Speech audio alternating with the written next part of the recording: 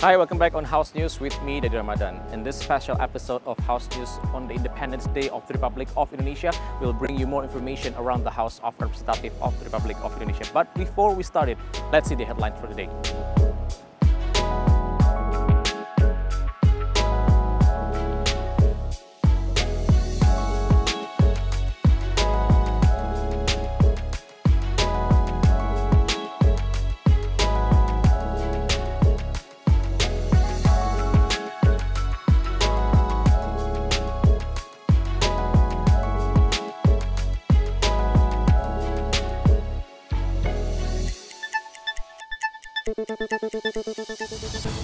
Indonesia-Armenia GKSB received a courtesy visit from the Armenian ambassador to Indonesia to discuss potential cooperation in MSMEs, tourism and culture. Commission 4 held a courtesy meeting with the Australian Minister for Agriculture to discuss strategic issues in Indonesia's-Australia trade relations with a focus on the agricultural sector. Commission 4 discussed various opportunities for cooperation between Indonesia and the United Kingdom, particularly in the areas of environmental protection and food security. President Prabowo Subianto mentioned the capital will only move when all government facilities in Nusantara are complete and functional. The government has officially introduced a brand new logo to mark the 80th Independence Day of the Republic of Indonesia.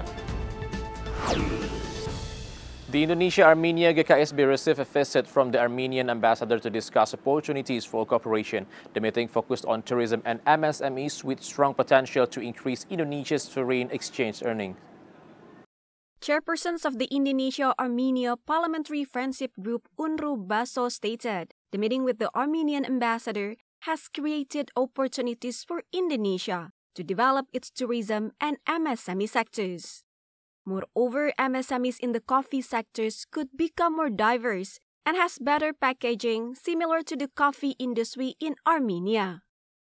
Dan kita berharap pemerintahan kita dan pemerintahan Armenia bisa kerjasama lebih erat untuk sektor pariwisata, terus UMKM, dan juga kultur, budaya. Nanti kita akan bahas lebih lanjut. Nanti kita lihat mungkin dari budayanya ya, bagaimana mereka mengemas budayanya biar lebih menarik untuk dikunjungi, seperti itu kira-kira, dan juga pengelolaan termasuk alamnya juga, bagaimana mereka mengemas pariwisatanya, kita bisa contoh itu. Nah, dari UMKM nanti kita lihat bagaimana mereka mengelola tata kelola UMKM mereka.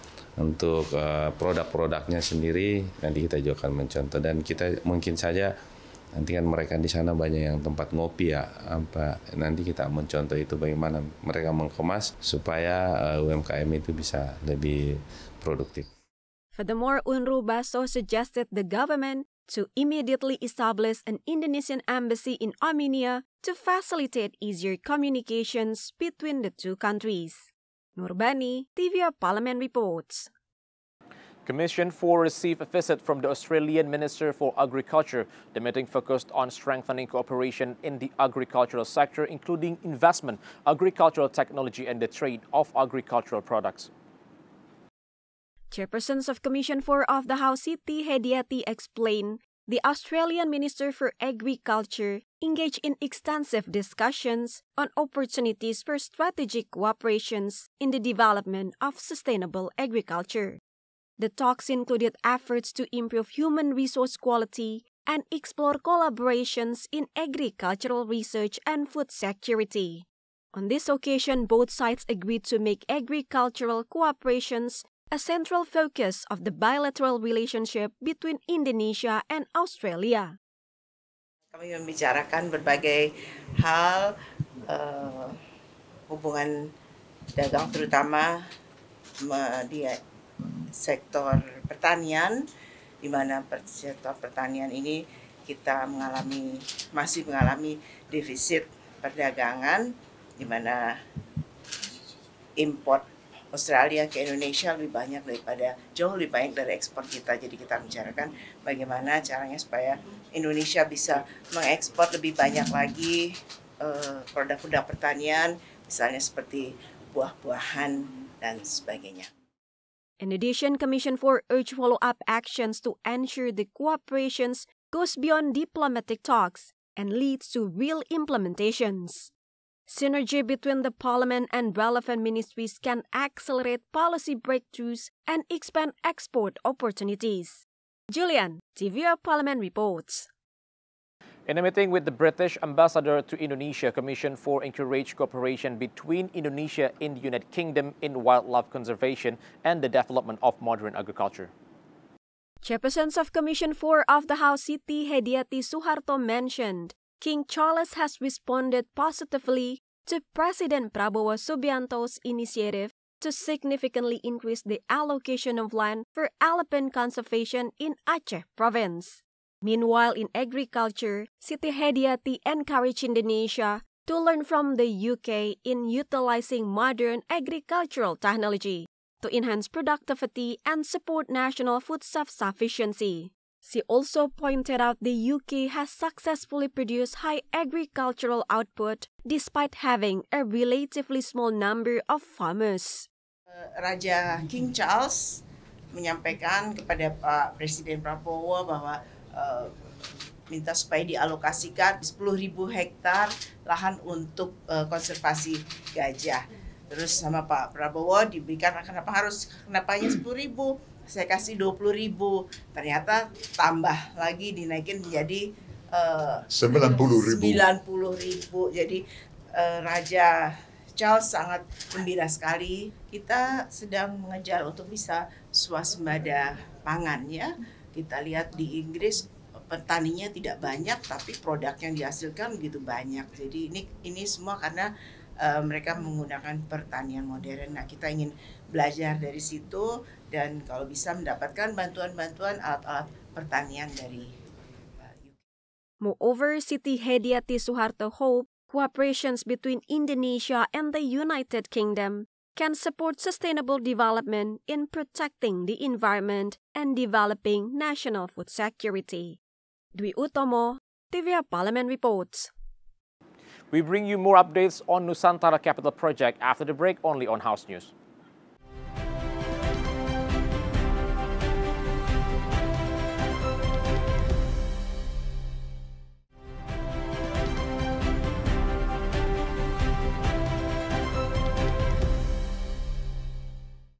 The leadership of the House addressed the issue of relocating the capital city to Nusantara as response to public calls for President Prabowo Subianto to release a presidential decree officially transfer the capital from Jakarta to IKN.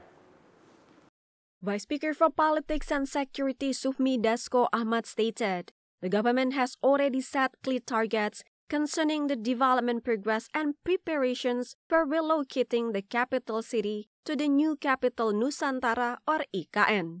He highlighted the development of IKN is in line with existing laws and follows a plan framework adjusted with the available budget. Therefore, Sufmi Dasko emphasized the accelerations of IKN's development and relocations must be adjusted to the current budget conditions. Begini, kalau soal IKN itu kan memang satu sudah ada undang-undangnya. Yang kedua itu juga di pemerintah juga sudah ada perencanaannya dan juga sudah diputuskan oleh anggarannya. Nah, sehingga masalah perpindahan, masalah percepatan itu kita melihat kesiapan anggaran yang ada. Dan saya pikir setelah kita lihat-lihat juga di sana kan jalannya pembangunan itu sesuai dengan anggaran yang diberikan oleh pemerintah. Saya belum tahu yang 2026 ini apakah anggarannya nambah atau enggak, tapi ada target-target dari pemerintah kapan kesiapan pindahnya juga itu ada targetnya. Kita ikuti aja. Gitu. Regarding the 2026 budget allocation, Sufmi Dasko stated he is not certain to provide detailed information as further discussions between the House and the governments are still ongoing. Zikri Yaserto Danus, via Parliament Report. Commission 2 appreciated the government's decision to hold the 80 Independence Day celebration at the State Palace in Jakarta. This is a responsible step to reduce unnecessary spending and ensure more efficient use of the state budget. Chairperson of Commission 2 of the House Rifki Nizami Karsayuda stated, holding the Independence Day celebrations at the new capital IKN could lead to excessive spending and contradicts to government's efforts to improve budget efficiency. Furthermore, he mentioned from a legal standpoint, Jakarta still functions as the capital city since there has been no presidential decree officially activating IKN as the new capital. Celebrating Independence Day in Jakarta is also seen as a more effective as the city has a more complete and ready infrastructure compared to the new capital. Kendati Undang-Undang Nomor 3 Tahun 2022 tentang Ibu Kota Nusantara menyebutkan bahwa Ibu Kota Nusantara adalah Ibu Kota negara kita, tetapi di undang-undang itu juga disebutkan bahwa pengaktifan atau aktivasi penetapan IKN sebagai Ibu Kota negara itu harus diatur dalam sebuah keputusan Presiden. Sampai sekarang keputusan Presiden itu kan masih kita nantikan. Sehingga secara yuridis, normatif, Jakarta ini berfungsi masih sebagai Ibu Kota negara. Maka sangat wajar kalau kemudian perayaan HUT Republik Indonesia ke-80 masih berpuncak di Jakarta. Yang kedua, dengan semangat Impres nomor 1 tahun 2025 tentang efisiensi anggaran, perayaan di IKN kalau kita rujuk pada perayaan yang pernah dilakukan di sana tentu akan menggunakan anggaran yang tidak sedikit, terutama untuk transportasi, untuk akomodasi, karena orang yang akan merayakan di IKN masih bermukim di Jakarta. In 2024, the government organized the Independence Day commemorations in a hybrid format, dividing the celebrations between two locations, IKN in East Kalimantan and the State Palace in Jakarta. This arrangement was intended to symbolize the gradual transitions of the capital while still recognizing Jakarta's current status as the official capital. TVR Parliament reports. The government plans to launch the Sekolah Rakyat or People's School program by 2025, providing free education from all levels across regions in Indonesia. The program targets disadvantaged communities to improve access to quality education. During the recess period, Vice Speaker for People's Welfare Cucun Ahmad Syamsurizal fulfilled his duties by meeting with constituents. He explained the Sekolah Rakyat or People's School program initiated by President Prabowo is specifically designed to provide access to free and quality educations for underprivileged communities. The program is expected to break the cycle of poverty by equipping students with better educational opportunities and improving their future prospects. Additionally, Cucun highlighted improvement and development are still needed to build the program, particularly in terms of infrastructure, school facilities, and supporting amenities. Daripada program-program Pak Prabowo ini sudah mulai kelihatan dalam afirmasi terhadap rakyat yang kecil, yang mereka tidak punya accessibility untuk merasakan bagaimana pendidikan yang layak. Ini adalah hak semuanya, terutama yang masuk data di DTSN yang bisa masuk kategori desil 1. Yang saya lihat di Kabupaten Bandung Barat ini, ya ini kan milik Kementerian Sosial ya. Kita sangat appreciate sudah ada itikat baik untuk menyelenggarakan sekolah rakyat sambil berjalan. Ya, karena penyerapan anggaran kan sekarang mulai Juli, Agustus ini sedang berjalan. Kalaupun ada kekurangan, pasti penyempurnaan akan terus nanti di masa-masa 1-2 bulan ke depan bisa tertutupi. Hence, Cucun encouraged underprivileged families to immediately register their children at Sekolah Rakyat, so that every level of society can benefit from equal educational opportunities. From West Java, Nurbani, TVR Parliament reports. When we return, we'll have the updates of the 80th Independence Day of Indonesia, so stay tuned on House News.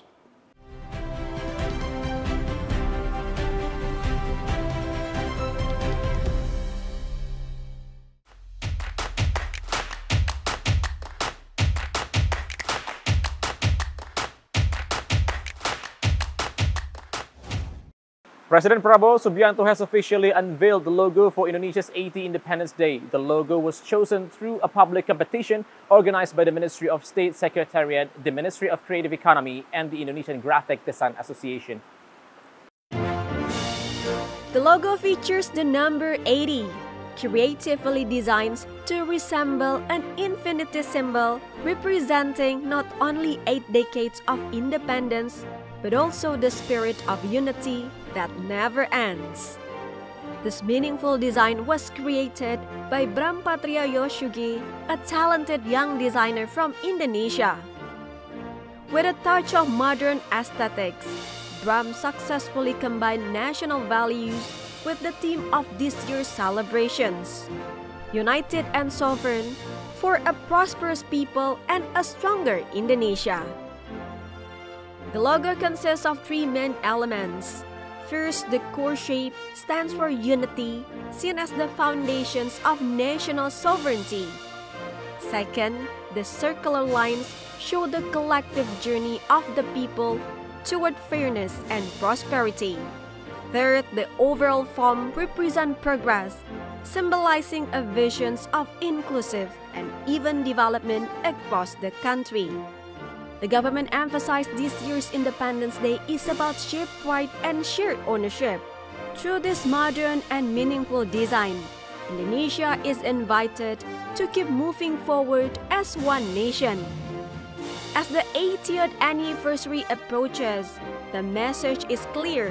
Together in unity, we can achieve sovereignty, prosperity, and continued growth. This year's Independence Day carries the theme United and Sovereign Prosperous People Advance Indonesia.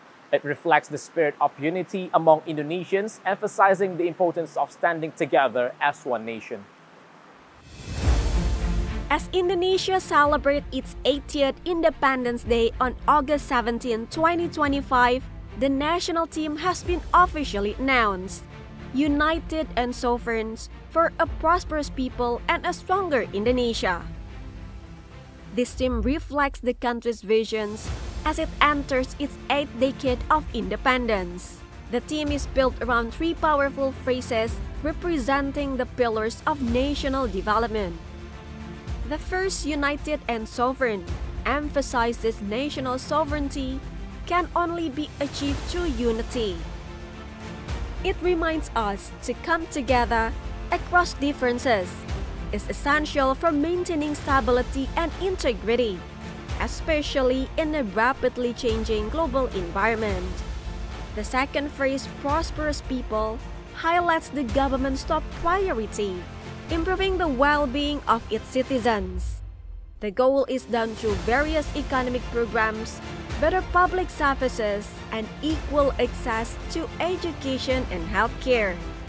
The final phrase, stronger Indonesia, is a vision of a country that is powerful, politically independent, socially just, and globally respected. This reflects the country's aspirations to rise as a competitive and inclusive country on the world stage. The 80th Independence Day theme is not only a moment of celebrations, but also a roadmap that guides Indonesia toward a brighter, more united, and more empowered future. TVR Parliament will broadcast 3 major state events live from the Parliament on August 15. The MPR annual session, the DPR DPD joint session, and the DPR plenary session, where the President will deliver the 2026 state budget proposal. However, this year's broadcast goes beyond just formal sessions. TVR Parliament has prepared a special lineup of exclusive features to connect with the audience on a deeper, emotional level. Through pre-recorded video segments, viewers will be invited to reflect on the meaning of independence from various points of view. One of the touching stories being highlighted is the journey of a national populations and family planning board field officers, a recipients of the Family Planning Award, whose work shows how ordinary citizens can make a remarkable contributions to national development. The broadcast will also feature cultural figures like Eros Jarot and Inayah Wahid. Each of them will share their perspectives on the importance of diversity and protecting democratic space. Through its powerful storytelling and live event coverage, TVR Parliament invites the public to celebrate the independence in patriotic and reflective perspective. Don't miss the special broadcast on August 15, 2025, only on TVR Parliament. Tune in for a day of democracy, inspirations, and national pride. And that rounds up our special episode of House News. I am Dadu Ramadan, and we'll see you in the next episode of House News only on TVR Parliament. Government's decision